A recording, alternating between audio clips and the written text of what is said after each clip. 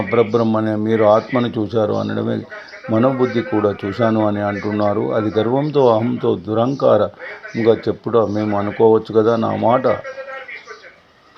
అసత్యమైతే మీ మాటకు ప్రాణం ఉంటలే, నా మాట సత్యమైతే మీ మాటకు ప్రాణం లేనట్టు. నాకు తెలిసిన మీరు ప్రాణం లేని మాటను మాట్లాడుతున్న నా యొక్క బాహ్య రంగంలో ముఖమున చూస్తున్నారు తప్ప నా అంతరంగంలో రూపం మీరు చూడటం లేదు.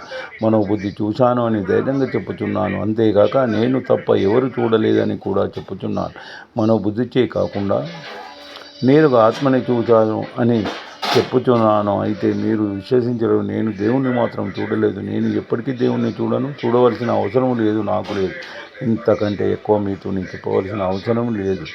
అంటే మనం ఎవరిని చూడకుండా వాని యొక్క భావం పొందుతున్నాము, తృప్తి చెందుతున్నాము, అది పనిచేస్తున్నది, దాని ద్వారానే జరుగుతున్నది అనే భావన మనకు కలుగుతుంది. అందు విషయాన భ్రమ కలుగుతున్నది. భ్రమ ద్వారా భ్రాంతి ఊహ వచ్చి ఊహ ద్వారానే సకల పనులు జరిపిస్తున్నాడు ఆత్మదేవుడు.